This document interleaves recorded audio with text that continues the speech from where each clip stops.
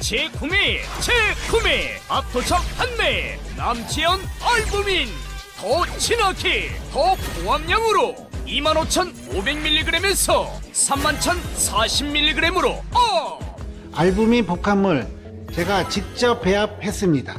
남지연 원창의 알부민 2090 울트라 맥스 간에서 매일 생성되는 알부민 우리 몸속 혈장 단백질의 주요 성분 혈액속 핵심 단백질로 영양소가 몸속 곳곳 제대로 전달되게 하는 영양 배달부 건강상태 지표물질 알부민 하지만 나이 들면서 알부민 생성능력 저하 그래서 드셔야 합니다. 100% 덴마크산 알부민 함량 폭탄 31,040mg 알부민 특성을 고려 특허 6종이 집약된 특허 조성물 3종을 더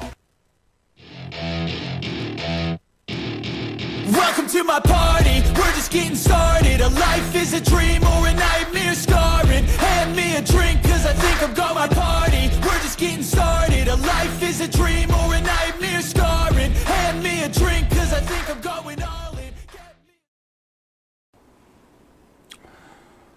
안녕하십니까. 아시아투데이 TV에서 매주 월요일 오후 2시에 보내드리는 라이브 선거권의 현장 정치 4월 21일 월요일 순서 시작합니다. 이제 6.3 대선 얼마 남지 않았습니다. 양당, 양 세력은 지금 후보 선출을 위한 작업에 피치를 올리고 있는데 국민의힘은 지금 8강 경선전이 치열하게 실시가 되고 있습니다. 반면에 민주당은 이재명이 경선을 빙자한 사실상 초대 의식을 지금 거치고 있는 상황이죠.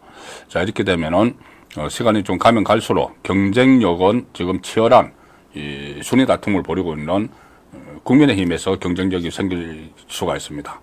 이재명은 지금 일종의 어떻게 보면은 좀 조롱거리가 되는 그런 상황이 되고 있죠. 경선이 어떻게 90% 지금 두 번 순회 경선을 했는데 90% 득표율로 달리고 있습니다. 그리고 두 명이 덜러리 비슷하게 서 있죠. 김동연, 김경수.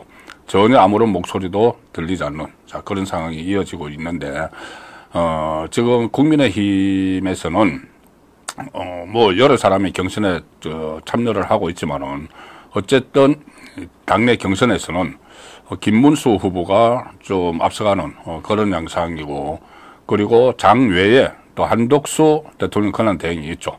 자, 그래서 오늘은 제가 이 두 사람 장 외에서 대망론을 형성을 하고는 한덕수 대행 그리고 장내에서 대세론 그러니까 경선 대세론입니다. 경선 대세론을 구축하고 있는 김문수 물론 맹렬히 추격을 하는 나경원 후보도 있고 뭐 홍준표 후보도 있고 또 있지만은 어쨌든 지금은 좀 경선에서 앞서 나가는 김문수 후보 자 이 두 사람의 이 에너지가 합치게 되면은 또 엄청난 시너지가 나올 수 있죠.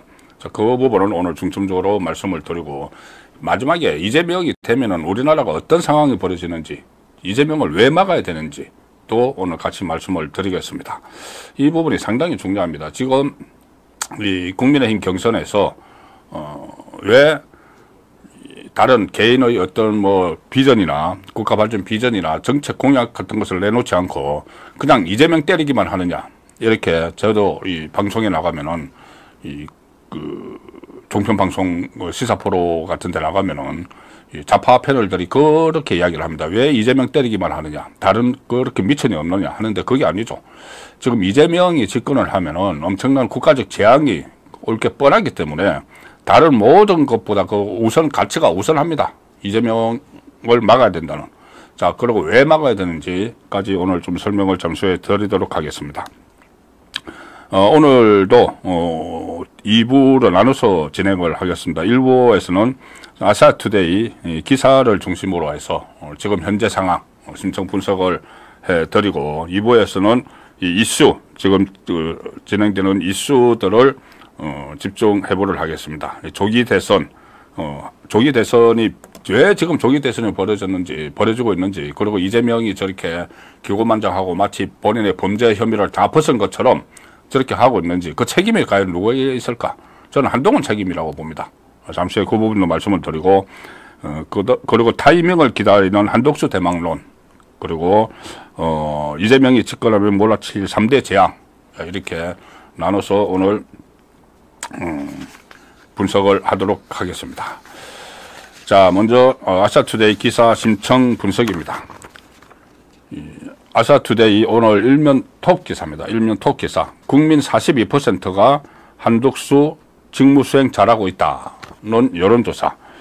아시아투데이가 코프라 그 한국 여론평판연구소에 의뢰를 해서 실시한 조사 결과를 중심으로 지금 현재 법 여건의 상황을 좀 설명을 드리면은, 일단 일반 국민을 대상으로 한 여론조사에서 그 전에 대통령 직무 수행 평가를 하죠. 긍정, 부정 이렇게 평가를 하는데, 한독수 대행이 지금 그 긍정 평가가 42%가 나왔습니다. 이것은 굉장히 높은 겁니다. 윤석열 대통령 때 생각을 해보시면은 계속 여러 가지 프레임에 걸렸기 때문이지만은 30%대를 계속 유지를 하고 어떤 때는 20%대 후반까지 내려가고 그랬죠. 그리고 일반적으로 대통령이 직무평가가 한 40% 정도 되면은 상당히 선방하고 있는 것이다, 이렇게 평가를 합니다.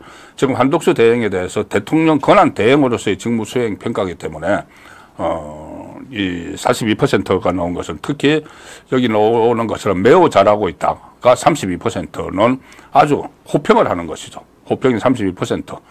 그리고 잘못하고 있다가 잘하는 편이다가 10%, 잘못하는 편이다 11, 매우 잘못하고 있다 43, 이렇게 나왔는데, 지금 이재명의 민주당에서 워낙 한독수 대행에 대해서 탄핵도 한번 했었죠. 탄핵을 하고 프레임을 깔아놨기 때문에 한독수 대행의 이 직무 평가에 대해서 부정적으로 하는 쪽은 주로 민주당 지지자, 조국당 지지자, 자, 그렇게 되는 것이죠. 전체 어떤 중도층을 포함해서 전체 국민 중에서 42%가 나온 것은 다른 과거의 그 대통령들과 비교를 하면은 선방을 하고 있다, 이렇게 볼 수가 있습니다. 특히 정치 성향별로 중도, 그리고 지역별로 수도권에서 상대적으로 높은 긍정평가를 받았다. 이것은 나중에 한독수 대행이 만약에 대선에 출마를 하게 되면은 이건 긍정적 요소가 되는 겁니다. 그래서 이번 대선의 승패를 가를 핵심 변수가 중도 확장성이라고들 이야기하는데, 거기에서 경쟁력이 확인이 됐다. 아시아투데이가 한국 여론평판연구소에 의뢰를 해서 조사를 했는데 2,002명 대상입니다. 상당히 샘플이 많은 거죠. 보통 갤럽 조사나 저희들이 기획이건 리얼미터 조사나 이런 데는 1,000명입니다. 1,000명을 대상으로 하는데 2,000명을 대상으로 실시를 했다는 것은 2,000명 대상하면 비용이 더 들어갑니다.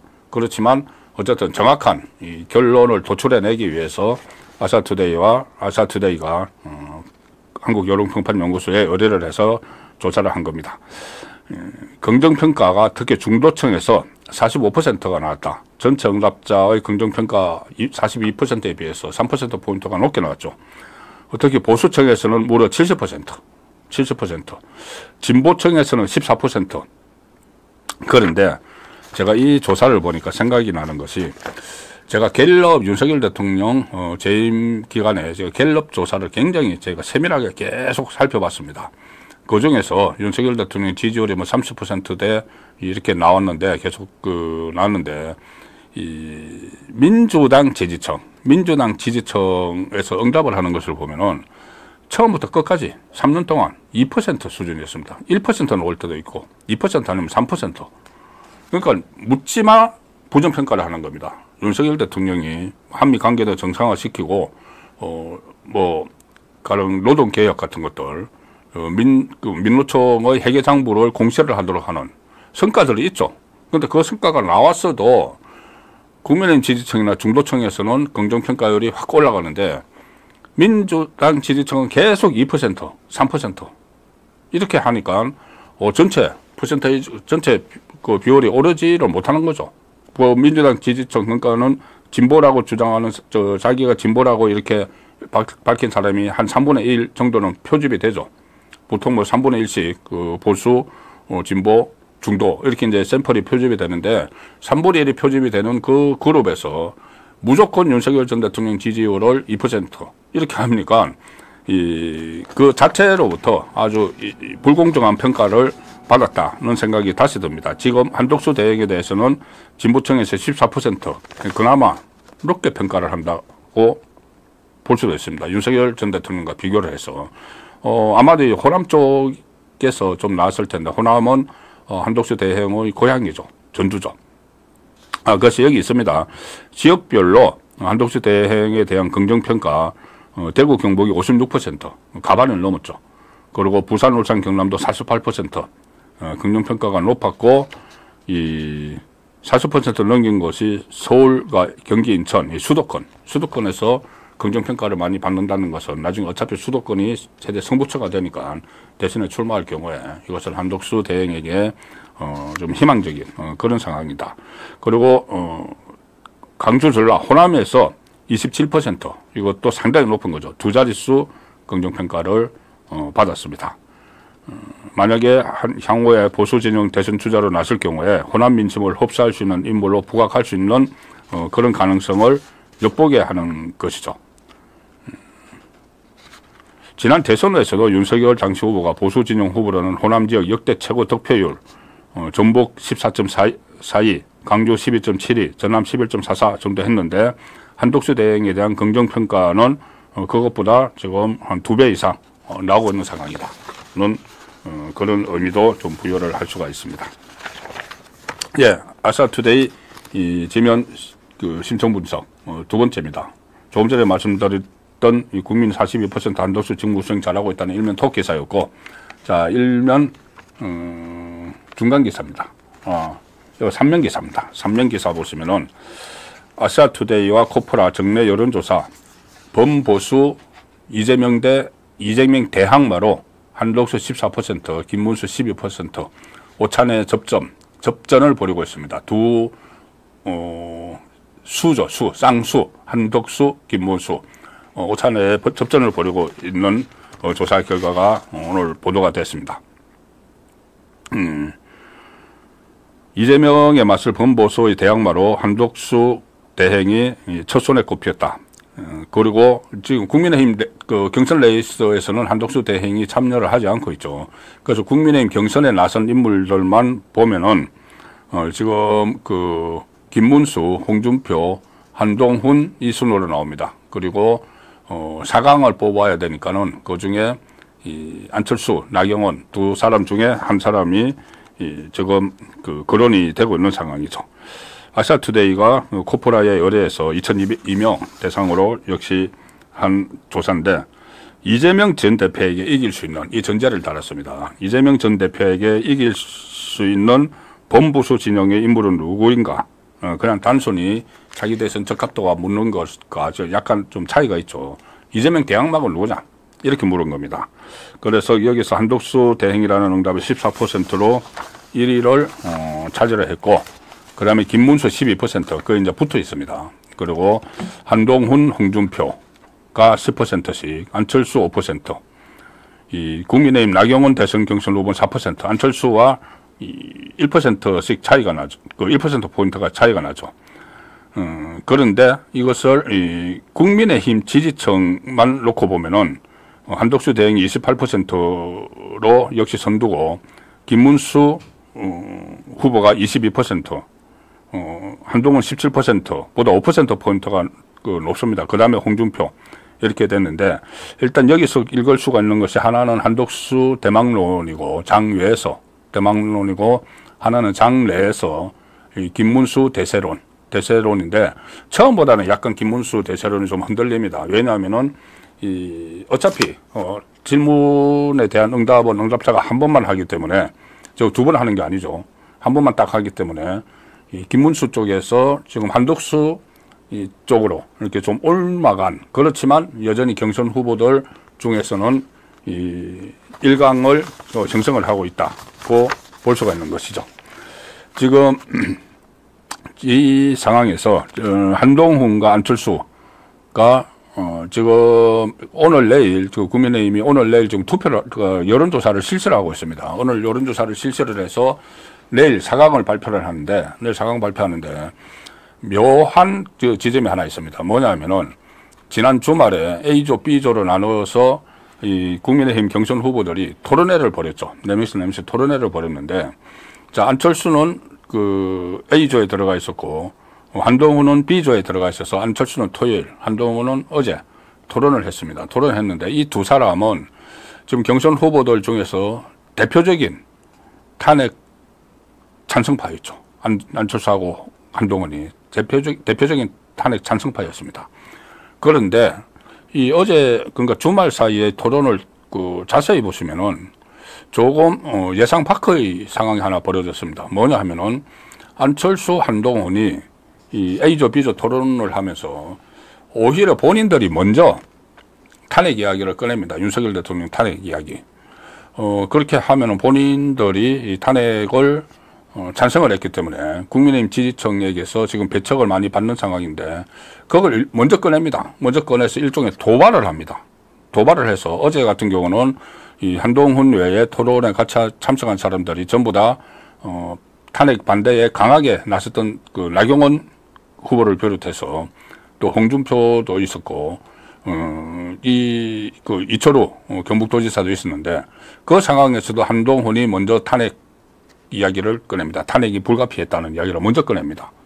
비상계엄 때문에 탄핵이 불가피했다. 그 이야기를 꺼내는 이유는 오늘 내일 지금 여론조사를 실시를 하고 있죠. 여론조사가 일단 그 역선택 방지를 위해서 민주당 지지층과 조국당 지지층은 다 빼버립니다. 빼버리고 이 국민의힘 지지층과 무당층, 당 지지하는 정당이 없다고 언급하는 무당층만 대상으로 하죠. 그래서 이 두 사람은 한동훈과 안철수는 국민의힘 지지층에서는 별로 표를 얻을 게 없다고 보고 소위 말하는 중도층, 무당층을 향해서 메시지를 계속 날리는 겁니다. 중도층, 무당층 중에서 탄핵에 찬성하는 사람들이 있는 걸로 나오고 있기 때문에 부분적으로 있는 걸로 나오고 있기 때문에 그쪽이 그걸 겨냥하는 메시지를 던지는 것이죠. 그리고 사실상 이 역선택 방지라고 해도 틈새가 있습니다. 가령 처음에 여론조사, 오늘 이제 여론조사를 막 하고 있는데, 가령 지금 전화를 받으시면은 여론조사에서 물어볼 때 처음에 지지 정당을 물어봅니다. 그래서 민주당을 지지한다거나 아니면은 조국당을 지지한다거나 뭐 이준석 당을 지지한다거나 그러면은 거기서 중단이 됩니다. 국민의힘이나 이 지지하는 정당이 없다고 해야지 계속 진행이 되죠. 그래서 역선택을 방지를 하는 건데 대답을 할 때 본인이 속이면은 들어옵니다. 자기가 민주당 지지층이면서 이게 국민의힘 여론조사를 하고 있는 거구나. 그러면은 가장 약한 후보를 내가 가서 찍어버려야지. 이재명에게 이재명이 당선될 수 있도록. 그래서 나 국민의힘 지지자다. 아니면은 지지하는 정당 없다 하고 들어와서 지금 여론조사에 개입을 할 수도 있습니다. 충분히. 자, 그런 것들을 이제 감안을 해서 역선택까지도 감안하고 또 중도층의 이 표심을 겨냥을 해서 먼저 선제적으로 도발을 하는 그런 상황이 그제 경선에서 벌어졌습니다. 그것이 어떤 효과를 발휘할지는 내일 저녁에 발표되는 이 4강 확정 발표에서 보면 알 수가 있겠죠. 그리고 이 보수의 심장인 대구 경북에서 한동수 대행이 21% 선두, 그리고 김문수 17, 홍준표 17%, 그리고 한동훈은 저 뒤로 가서 7%로 떨어집니다. 수도권 민심도 톱4 4명의 후보에게 분산이 됐고, 이 중도층 민심도 수도권과 비슷한 흐름. 자, 이래서 일단 장외에서는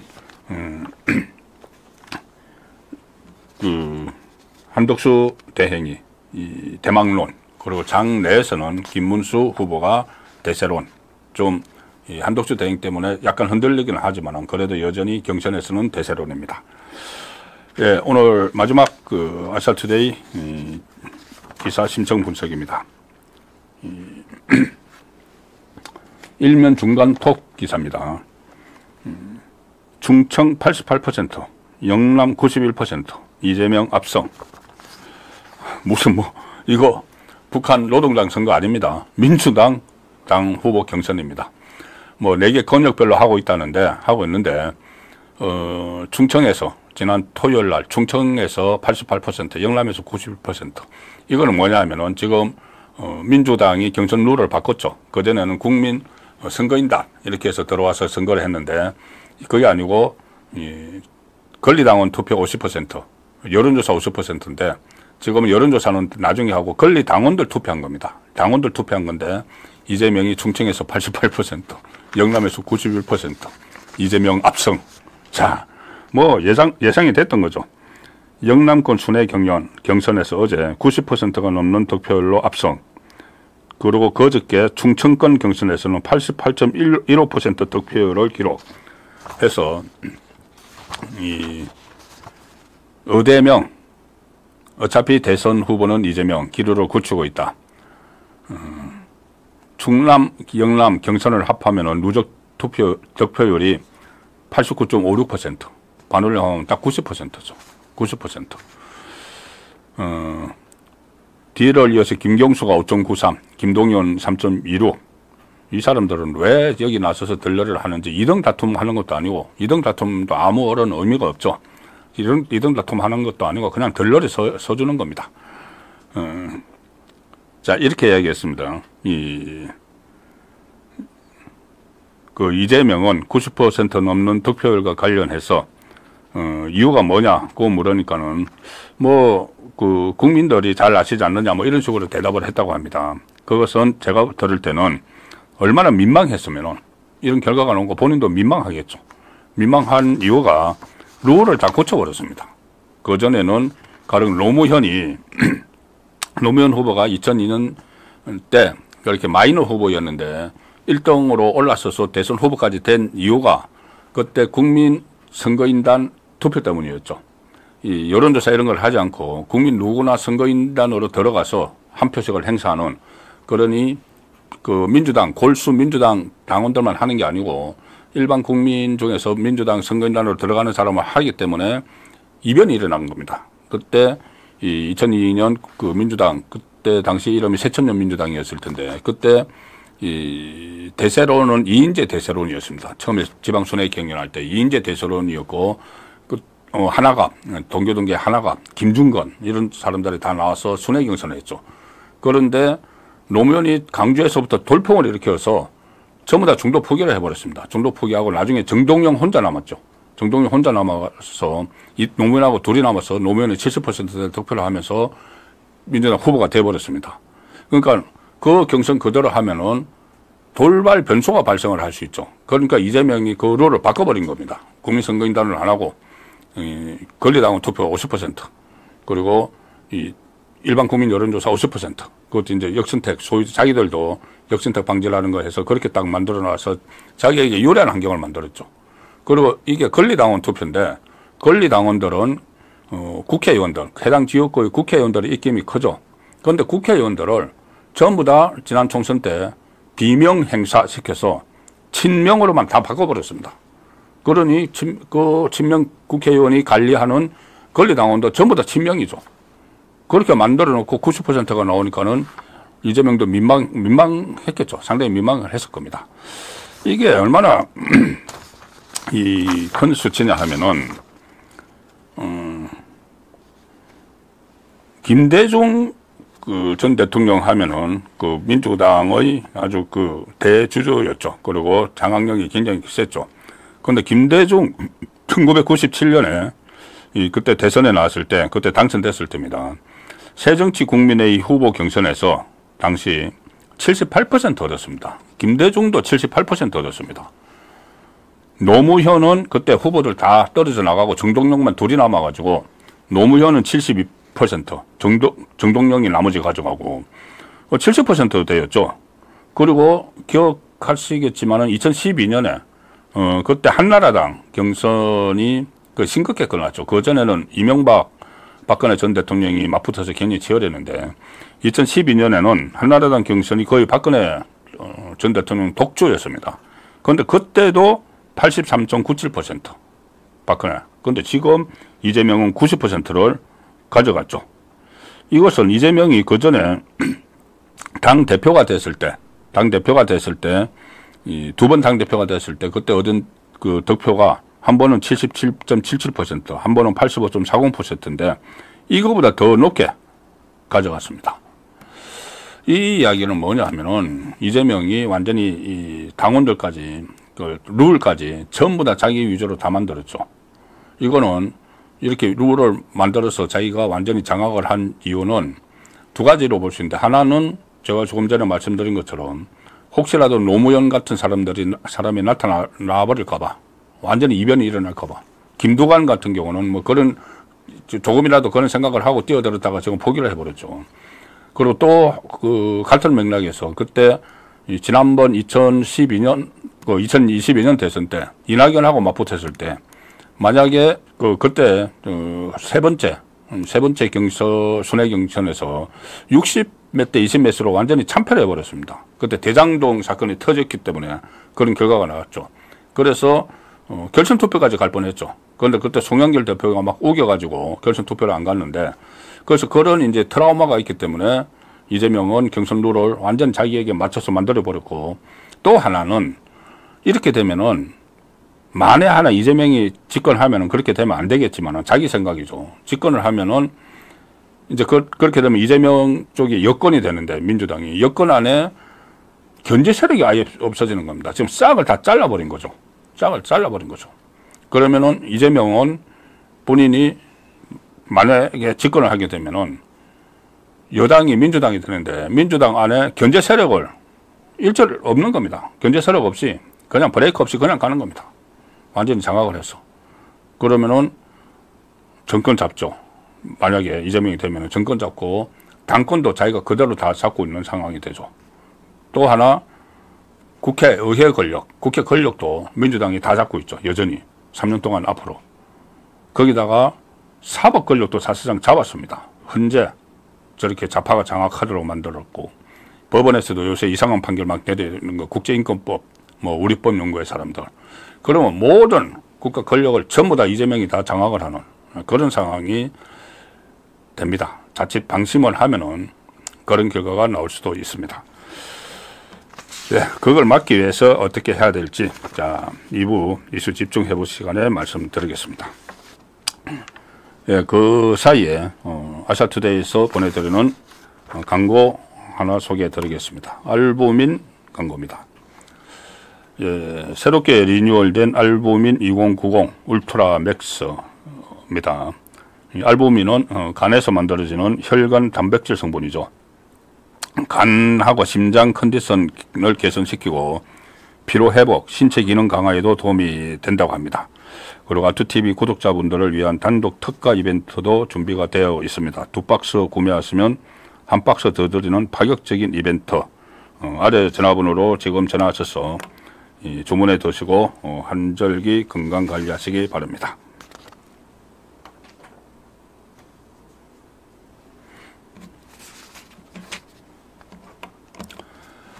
예, 2부 신소 바로 시작하겠습니다. 2부는 이슈 집중해보 시간입니다. 자, 첫 번째 이슈로 소개해 드릴 것은 조기 대선 한동훈 책임론 재점화, 국힘 경선 토론회에서 한동훈의 집중포화를 날렸다는 이야기입니다. 자, 이게 저도 어제 이 경선을 보면서 정말 그 생각을 했습니다. 왜 이 상황이 됐을까?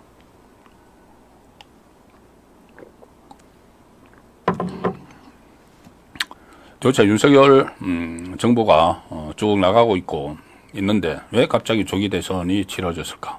그리고 이재명이 마치 본인의 범죄 혐의를 다 털어낸 것처럼 이렇게 기고만장하게 됐을까? 좀 전에 말씀드린 대로 무슨 뭐 90% 득표율 해서 민주당 후보가 된다. 그리고 이런저런 뭐 공약을 쏟아내고 자기 재판도 다 뭉개버릴 수 있다는 이야기를 계속 하고 있죠. 김호준 방송에 나와서 그런 이야기 했죠. 헌법 84조 이야기를 하면서. 그런데 그걸 왜 이렇게 상황이 됐을까?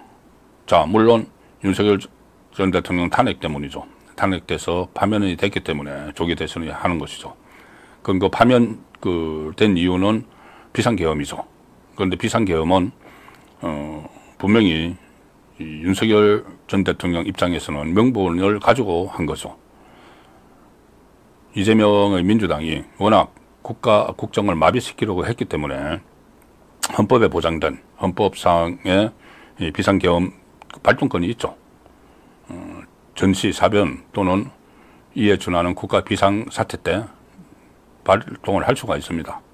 윤석열 전 대통령은 국정 최고 책임자 입장에서 보니까 이 민주당의 이 무차별 탄핵 그리고 예산 폭거 이런 것들이 충분히 국정마비라고 판단을 해서 이 비상계엄령을 발동을 한 겁니다. 헌재에서 문형배가 파면 선고문을 읽으면서도 민주당이 사상 초유의 이 감액 예산을 통과를 시키면서 얘기를 해서 그런 상황이 대통령 입장에서는 충분히 위기감을 느낄 수도 있었다는 말을 덧붙였습니다. 자, 어느 정도 민주당의 책임을 헌재에서도 인정을 한 것이죠. 그런데 결과적으로는 한쪽 대통령은 탄핵이 되고 민주당은 아무런 책임도 지지 않는 상황이 지금까지 되고 있습니다. 그렇다면은 자, 이 민주당은 이재명의 사법 리스크를 털어내고 조기에 정권을 탈환할 아주 절묘한 소재라고 판단을 해서 대통령 탄핵을 밀어붙였죠. 그런데 대통령 탄핵이 바로 헌재로 가는 건 아닙니다. 다 아시지만은 일단 국회 탄핵소추안을 통과를 시켜야 됩니다. 탄핵소추안이 통과가 돼야지 헌재로 가는 것이죠. 헌재가 문형배가 무슨 이야기를 했냐면은 좀 전에 말씀드린 대로 이재명의 민주당이 예산 폭주를 하고 거기에 대해서 윤석열 대통령이 위기감을 느꼈을 것으로 그렇게 판단된다고까지 나왔습니다. 그런데 결과적으로는 그건 정치 문제인데 정치로 풀어야지 그걸 비상계엄령을 발동을 했기 때문에 파면한다 이렇게 되는 거죠. 비상계엄령이 위헌 소지가 있다. 그래서 파면한다. 어쨌든 그런 논리 구조를 짰습니다. 그 과정에서 여러 가지 지금 어떤 의혹들이 있지만은 정치는 정치로 풀어야 한다. 자, 그러면은 이게 지금 그 비상계엄령 문제도 정치 문제 때문에 발생을 한 것이죠. 정치 문제, 이재명의 이 의회 폭거, 국정 마비, 이것 때문에 발동을 한 겁니다. 그 헌법에 보장된 권한을 행사를 한 것이죠. 그런데 그게 가도했느냐, 하지 않았느냐, 이것은 1차로 정치적으로 판단을 해야 되는 겁니다. 정치적으로 판단을 하고, 그 다음에 판단이 끝나면은 2차로 그 헌재로 가든지 아니면은 정치적으로 끝나든지 해야 되는 거죠. 그게 바로 탄핵소추안 국회 표결입니다. 탄핵소추안 국회 표결. 그 절차가 있는 거죠. 허들이 하나 있는 겁니다. 헌재로 가기 전에. 일단 정치적으로 풀어라고 그런 제도가 있는 거죠. 1차, 2차. 그런데 국민의힘이 108명이죠. 그런데 이 1차 허들, 국회 탄핵소추를 하려면 200명이 필요하니까 192명입니다. 다 끌어모으면은 범야권들 뭐 조국당까지 뭐 이준석 당까지 다 끌어모으면은 192명이니까 안 되는 거죠. 그래서 8명이 이탈을 하느냐 마느냐 그때 했는데 1차에서는 이탈을 그 8명까지 이탈을 안 했습니다. 1차 탄핵 소추안 그 표결할 때 다 이제 퇴장을 했죠.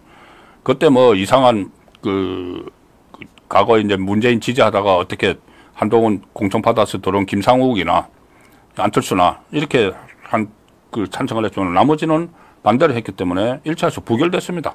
헌재로 안 넘어가죠. 그걸로 이제 그러면 끝나고 나중에 정치 공방만 남는 상황이 됐는데 이걸 민주당이 또 변칙적으로 해서 두 번째 또 발의를 했는데 그때 한동훈이 돌아서 버린 겁니다.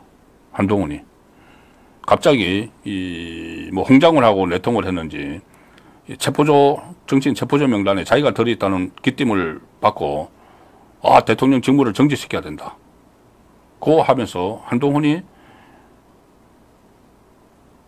그 친한계에게 지침을 내렸죠. 그것이 두 번째 표결에서 그 가결이 돼서 헌재로 넘어가 버린 겁니다. 108명이 무너진 거죠. 그 최근에 한동훈 캠프로 간 국회의원들 보니까는 한 8명 정도 되는데 딱 그 정도가 그때 이탈을 한 것으로 추측이 되죠. 그때 그 사람들이 이탈을 안 했으면은 이재명 그러니까 한동훈이 이탈을 하도록 지침을 안 내렸으면은 지금 조기 대선 없습니다. 첫 번째 탄핵 수차는 불발이 됐죠. 두 번째 불발됐으면은 민주당이 그 다음에 뭐 탄핵 발의될 때까지 계속 한다고 했지만은 그것은 아니면 절차상 문제도 생기고 하기 때문에 그렇게 못했습니다. 그러면은 지금은 정치적인 논쟁이 있을 것이지만은 탄핵이 파면이 안 됐고 윤석열 전 대통령이 그럼 조기 대선도 없고 그러면 그 사이에 이재명은 사법 처리되고 지금 얼마 전에 뭐 공직선거법 이 2심에서 어처구니 없는 무죄를 받았지만 만약에 그때 그런 중간에 그런 그 일이 전국 변화가 있지 않았으면은 과연 법원이 그렇게 판결을 내릴 수 있었을까? 그런 부분도 있고 위정교사도 지금 2심 재판이 더 빨라졌을 수도 있고 지금 다 뒤로 막 미루고 있죠. 대북선거 비롯해서 여러 가지 사법을 있었고 이재명은 지금쯤 아마 날아갔을 가능성이 상당히 큽니다. 근데 그런 이재명을 살려가지고 지금 기고만장하게 저렇게 나라를 다 뒤엎을 것처럼 만드는 이 상황을 제공하는데 결정적인 역할을 하는 인물이 한동훈이죠. 근데 그 한동훈이 지금 국민의힘 후보로 나서 있습니다. 이 상황이 어제 이 B조 토론에서 나왔습니다. 제가 말씀드린 것처럼 한동훈이 먼저 도발을 했습니다. 중도층표를 의식을 한 것이죠. 뭐라고 했냐면은 그러니까 한동훈, 나경원, 홍준표, 이철우 이 네 사람이 토론을 하는 저 상황인데 저 장면입니다. 지금 나오고 있죠.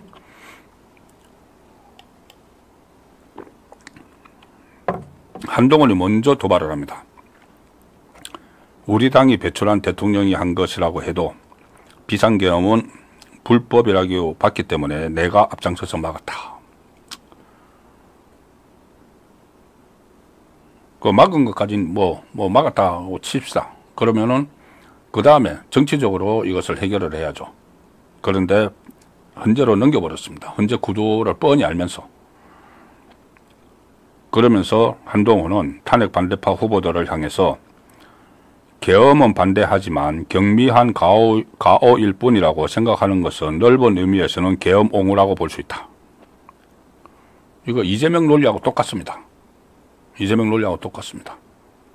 계엄 자체는 반대하는데 그렇다고 이 계엄을 한 것이 대통령직에서 내려올 정도까지의 잘못은 아니다. 이렇게 이야기를 많이 하죠. 보수 진영 안에서.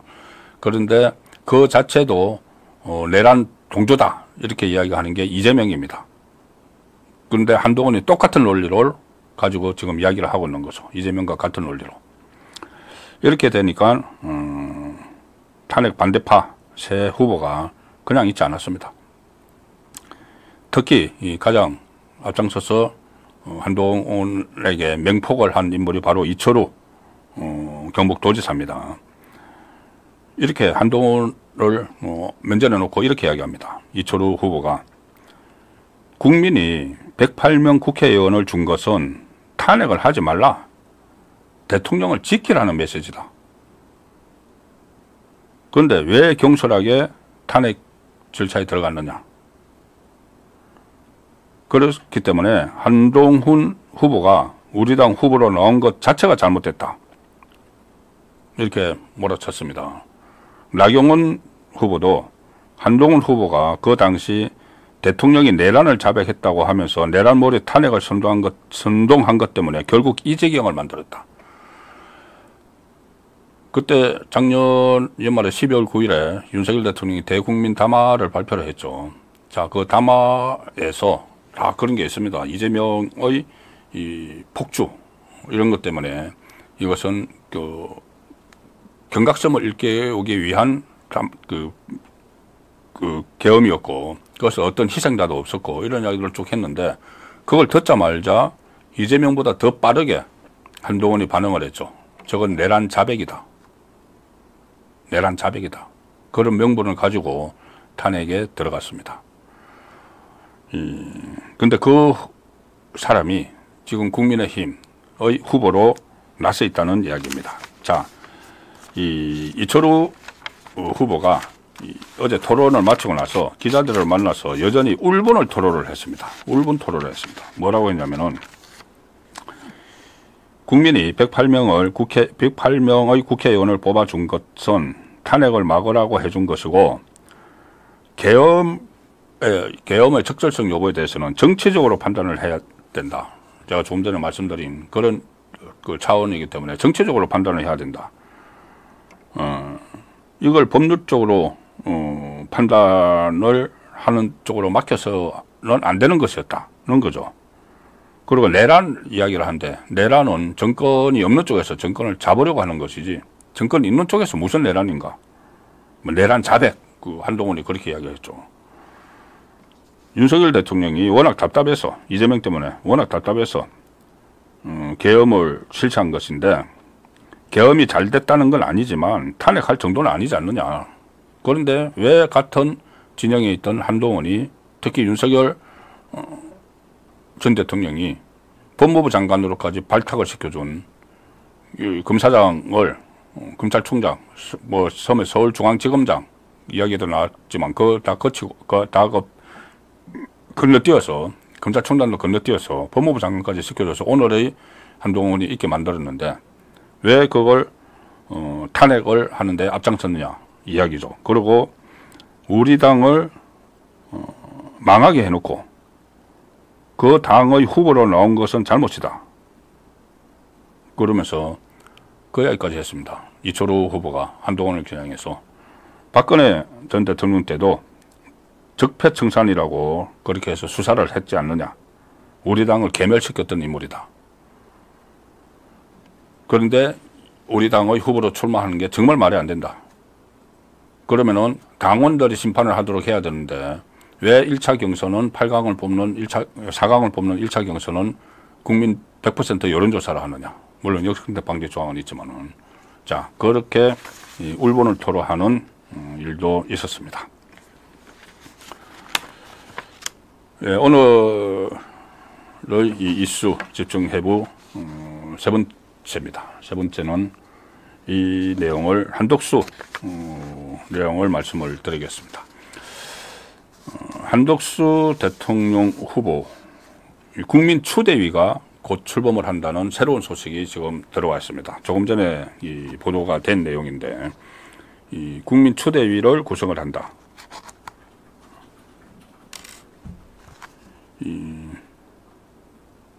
6.3 조기 대선을 앞두고 한덕수 권한대행 국무총리의 출마를 촉구하는 대통령 국민후보 추대위원회가 22일 내일입니다. 내일 지금 공식 출범을 합니다. 데일리안이 단독으로 보도한 기사입니다. 내일 오전 10시 30분 프레스센터에서 기자회견을 열어서 대선 출마를 공식으로 요청을 한다는 겁니다. 국민추대위가 발족을 해서 굉장히 지금 진척이 되는 상황이죠. 국민추대위는 이렇게 언론에 알렸습니다. 이제는 보수 이념을 바탕으로 우리 안팎에 몰아친 실언과 갈등을 지혜롭게 헤쳐나갈 인물로 한덕수 총리를 국민후보로 추천한다. 한 총리는 지금의 난국을 타개할 유일한 지도자다. 자, 이렇게 이야기를 하는데, 자, 여기에 참여한 인물들이 쟁쟁합니다. 자, 손학규, 고건, 이런 인물들인데, 이, 손학규 대표는 전 대표는 잘 아실 테고, 고건 전 총리도 대통령 권한 대행을 지냈죠. 노무현 전 대통령이 탄핵됐을 때 대통령 권한 대행을 지낸 인물이 바로 이 고건 총리입니다. 고건 전 총리도 여기에 지금 참여를 해서 국민 추대위를 구성을 하고 한덕수 대행에게 출마를 요청을 하는 그런 상황으로까지 되고 있습니다. 한덕수 대행의 출마는 사실상 지금 어떻게 보면은 저는 한 8분 능선까지 넘었다고 봅니다. 최근에 영국 그 일간지죠. 파이낸셜 타임즈 인터뷰에서 대선 출마 여부를 물으니까 아직 결정을 내리지 않았다. 그리고 노 코멘트다. 이 정도 이야기를 했습니다. 이 정도 이야기하면은, 그리고 그 전에 그 트럼프와 통화를 할 때 아주 고민 중이라고 말을 했죠. 그 정도 말이 나오면은 정치부 기자를 오래 한 입장에서는 이것은 그냥 사실상 출마를 하는 겁니다. 출마를 하는 건데, 다만 지금 상황에서 대통령 권한 대행이기 때문에 내가 출마를 한다고 공식적으로 이야기를 할 수는 없는 것이죠. 그런데 어쨌든 이 본인의 출마를 희망하는 쪽의 그런 열기 같은 것을 이어가기 위해서는 좀 NCND 시인도 분다하지 않는 전략적 모성을 가지고 있는 단계다고 보입니다. 만약에 출마를 하지 않을 것 같으면은 벌써 그 선언을 했겠죠. 출마하지 않는다고, 뭐 대선 관리에 집중하겠다고 이런 식으로 선언을 했을 텐데, 그렇게 하지 않는다는 것은 이 출마를 좀 굳혀가는 단계다. 그렇게 사실상 볼 수가 있습니다.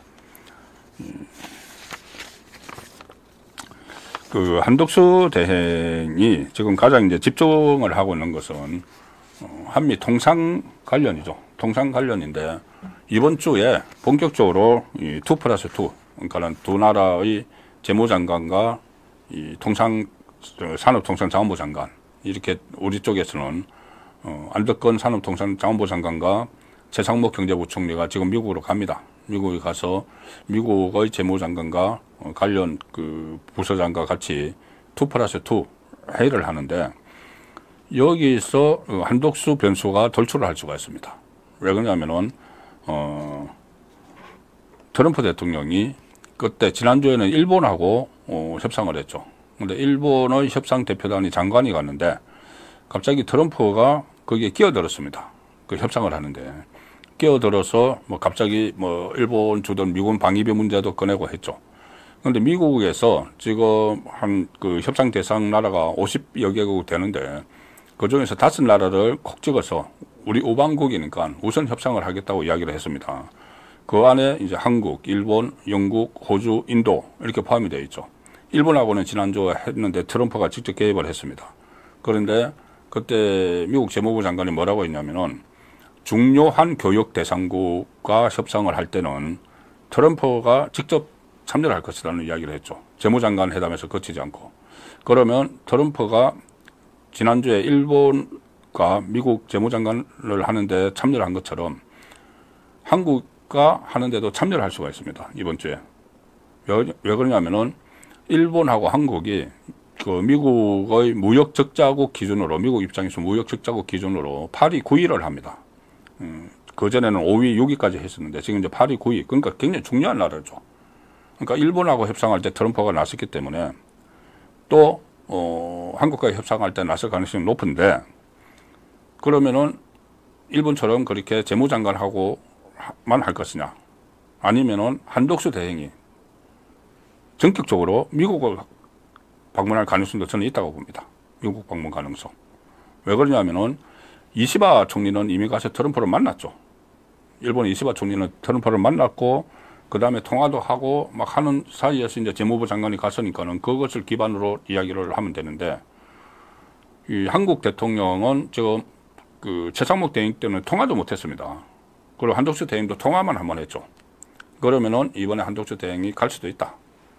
꼭 굳이 가지 않더라도 이 통화를 통해서, 또 다른 통화를 통해서 이걸 조율을 해서 어떤 빅딜을 가지고談판을 통해서, 트럼프와의談판을 통해서 빅딜을 이뤄낸다면은 그것은 한덕수 대행의 성과가 되는 것이죠.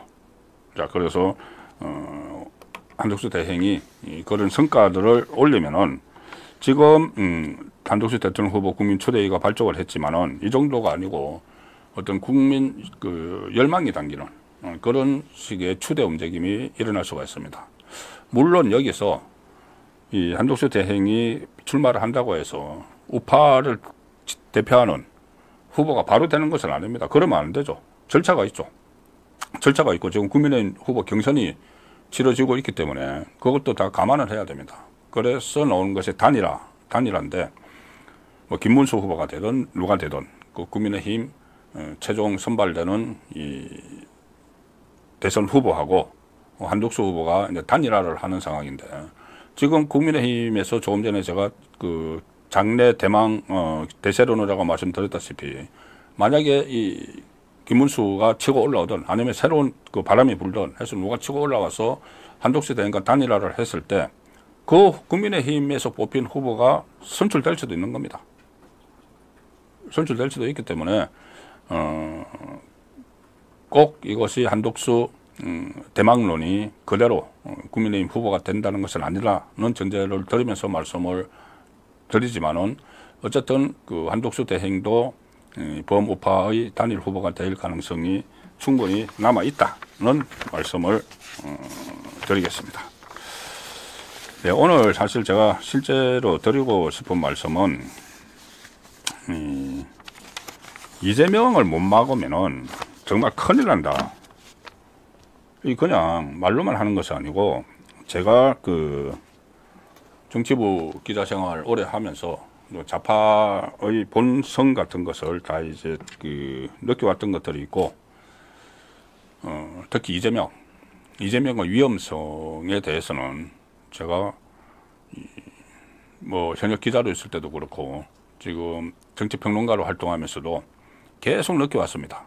계속 느껴왔고 지금 상황이 이재명의 사법 위기가 최고조에 달했을 때 갑자기 이 조기 대선이라는 변수가 생기면서 이재명이 자기 것을 모든 것을 털려고 하기 때문에 본인의 셀프 구제를 위해서 아마 또 셀프 구제를 위해서 거기다가 좌파 본성, 좌파 본능 뭐 이런 것들 그 지금까지 해왔던 것을 보면 다 읽히죠. 그런 것 때문에 나라를 대혼란에 빠지게 한다. 저는 이것을 계속 3대 재앙을 몰고 올 것이다. 우리나라에 3대 재앙을 몰고 올 것이라고 말씀을 드리고 있는데 하나는 그 정치보복입니다. 정치보복. 그리고 또 하나는 사회 대혼란입니다. 헌법 84조 해석에 따른 논란. 사회가 대혼란에 빠질 수 있죠.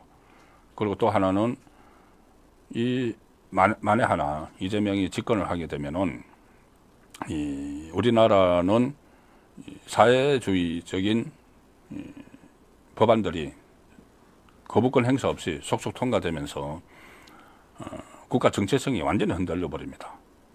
이걸 막아야 됩니다. 이걸 막기 위해서는 이재명이 만에 하나 되고 나서 헌법 84조 때문에 계속 이 재판이 진행이 돼야 되고 그러면 결국 유죄가 그 대법원에서 하나라도 확정이 되면은 이재명은 바로 그 내려와야 된다. 그리고 조기 대선을 또 치러야 된다. 이것도 엄청난 부담이죠. 그런 것보다는 아예 이재명의 꿈을 깨야 된다는 겁니다. 누가 나서든지 간에 어떻게 합종연행을 해서 빅텐트를 치든 간에 이재명을 깨야 된다. 자, 정치보복부터 한번 볼까요? 이재명 정치보복은 자기가 정치보복은 하지 않을 거라고 말로 했지만은 이미 저희들이 다 봤습니다. 어떻게 정치보복을 했는지. 지난번 총선 때 이 비명행사, 비명계들이 전부 다 공천에서 학살을 당했죠. 학살을 당했는데 그 학살을 당한 그 사람들은 바로 그 전에 그 이재명의 체포동의안 이 두 번째 상정됐을 때 가결을 시켰던 친명계, 그러니까 비명계 한 30몇 명 그때 된다고 표 계산에 나왔죠. 그 사람들을 그대로 보복을 한 겁니다. 공천에서 다 탈락시켜버리는. 박용진을 비롯해서 막 어거지로 막 탈락시키는 정치 보복을 했죠. 보복을 하고 또 뭐 형에게 형 강제 입원시키고 형수에게 쌍욕을 하는 그것도 어떻게 보면은 보복이었습니다. 그 과정을 보면 보복이었습니다. 자기에게 형이 반대한다고 해서 그런 보복을 강제 입원을 시도를 하는 뭐 성사는 시키지 못했다고 지금 하지만은 그런 시도를 하는 그리고 친형에게도 그 쌍욕을 하는 자 그런 것은 어떤 본인의 본성이죠. 그래서 보복을 할 것이고 그 보복을 하기 위한 도구도 지금 만들고 있습니다. 소위 말하는 내란 종식. 얼마 전에 우원식 국회의장이라는 우원식이 이 개헌을 해야 된다고 하면서 개헌 그 국민투표를 조기 대선 실시할 때 6월 3일 날 같이 하도록 준비를 하자고 호기롭게 제안을 했었죠. 의원석이. 그런데 이재명은 딱 한마디에 완전히 꼬리를 내렸습니다. 그 민주당 안에서 뭐 경선을 한다는 사람들도 개헌 이야기를 하다가 갑자기 다 꼬리를 말아버렸습니다. 이재명 말 한마디에. 내란 종식이 먼저다. 내란 종식. 뭔가 저는 그 이야기 듣는 순간 섬뜩하다는 생각을 했습니다. 한동훈이 내란 자백 이야기 했을 때 저는 한동훈에게 완전히 등을 돌렸고, 지금 내란 종식 이야기를 딱 듣는 순간 저는 이게 어떤 의미를 갖는구나. 바로 저는 지금 우리 PD께서 이렇게 바로 기사를 찾아줬었는데, 의원식은 개헌열차 띄우는데 이재명 지금은 내란 종식이 먼저. 이 내란 종식이란 것이 이제 내란 프레임을 씌워서 윤석열 전 대통령을 끌어내렸죠. 끌어내리고 실시되는 조기 대선을 내란 종식 프레임으로 치르려고 하는 겁니다. 내란 종식. 그러니까 지금 국민의힘 후보가 누가 나오든 한독수 대행이 나와도 이 내란 그 동조자들이야. 내란 종식시켜야 돼. 이렇게 해서 지금 선거를 치르려고 하는 겁니다. 그래서 자기가 집권을 하게 되면은 그 다음에는 내란 종식을 어디서 먹느냐 하면은 정치보복에 쓰는 거죠. 정치보복. 첫 번째는 자기를 수사했던 검사들 전부 다 사건 조작을 했다고 하면서 자기 그 기소된 것을 없애기 위해서 아마 특별법 같은 것을 만들려고 할 겁니다. 그래서 보복을 하고, 그리고 그때 윤석열 정부에서 같이 그 활동을 했던 사람들 전부 다 보복을 하죠. 이게 문재인이 박근혜 전 대통령 탄핵되고 나서 본인이 집권했을 때 소위 말하는 적폐몰이라는 거죠. 적폐몰이. 똑같은 겁니다. 적폐몰이. 근데 여기는 내란몰이를 하겠다는 거죠. 내란몰이를 해서. 그러니까 내란몰이라는 걸, 적폐몰이가 이 문재인이 박근혜 전 대통령을 끌어내리고 그 다음에 조기 대선에서 이기고 그 다음에 그 집권하고 나서 이 정치보복을 한 그 명분이 적폐청산, 적폐몰이였는데, 이재명은 똑같은 코스를 지금 밟으려고 하면서 그걸 적폐 대신 내란으로 바꿔서 내란 대신 내란몰이 대신 적폐몰이, 그러니까 적폐청산 대신 내란 종식, 이렇게 접근을 하고 정치보복을 예고를 하는 것이죠. 또 하나 극심한 사회 혼란이 일어난다. 이건 여러 차례 말씀을 드렸기 때문에 대통령 불소추 특권을 규정한 헌법 84조, 이거를 자기 멋대로 해석을 해서 재판이 중단된다. 이거 김호준 방송에 나와서 벌써 이야기를 했죠. 그런데 다수설은 그게 아니고 재판은 진행돼야 된다는 게 지금 다수설이고, 헌법 84조의 새로운 해석이 하나 나와서 이 부분은 새로운 거니까 하나 설명을 드리면은, 이제 84조 논란은 다 아시니까 뭐 사회 혼란이 일어날 수 있다는 거. 허영 교수, 헌법학계의 태두죠. 허영 교수가 이 헌법 84조하고 68조 2항을 통합 해석해야 된다, 이렇게 지적을 했습니다. 이게 보니까는 저도 기가 확 트이는 느낌인데, 헌법 84조는 아시다시피 대통령 불소추 특권이죠. 그거는 불소추 특권인데, 그것을 진행되던 재판도 중단돼야 한다는 게 그러니까 기소만 계속되는 재판은 중단돼야 한다는 게 이제 이재명의 주장인데, 여기 보면 그렇게 되어 있습니다. 68조 2항에는 대통령이 거래된 때 또는 대통령 당선자가 사망하거나 판결이라는 이야기가 나옵니다. 기타의 사유로 그 자격을 상실을 한 때는 60일 이내에 후임자를 선거한다, 이렇게 되어 있는데, 자, 후임자를 선거하는 경우가 대통령이 거래된 때, 그러니까 지금처럼 파면당했을 때, 대통령 당선자가 사망했을 때, 그때 이제 60일 이내에 선거를 하는데, 판결의 사유로 자격을 상실했을 때가 나옵니다. 판결이라면은 대통령 임기 중에 계속 재판이 진행돼야지 판결이 되는 것이죠. 그래서 이 상황이 이것을 대입을 하면은 판결도 진행된다가 되는 겁니다. 같은 헌법 안에 이 조항이 있는 겁니다. 그래서 이것은 이재명이 만에 하나 집권하면은 이 68조 2항의 해석으로 인해서 또 큰 혼란이 일어날 수가 있고, 마지막으로 우려되는 것이 바로 우리 국가 정체성이 흔들리는 겁니다. 거부권이 윤석열 정부 들어서 행사된 게 41건인데 그중에서 이런 법안들이 있습니다. 저희들이 얼핏 기억하기는 뭐 최상병 특검법, 김건희 특검법 이런 것만 기억나지만은 노란 봉투법, 상법 개정안, 양곡법, 전국민 25만 원 지원법 이런 것이 다 포함되어 있습니다. 그런데 이것이 대통령의 거부권 행사라는 브레이크 장치에 의해서 막아왔죠.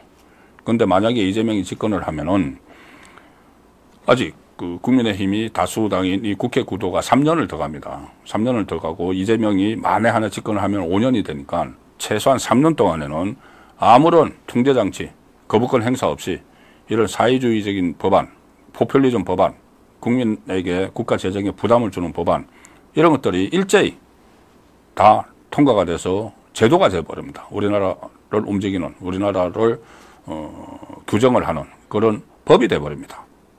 자, 그래서 이런 3대 재앙을 막기 위해서도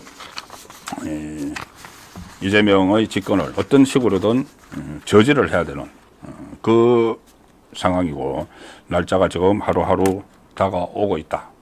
그래서 일단 뭐 김문수든 한덕수든 아니면 또 다른 후보들이든 심지어 홍준표 지지율이 요즘 막 올라가는 상황입니다.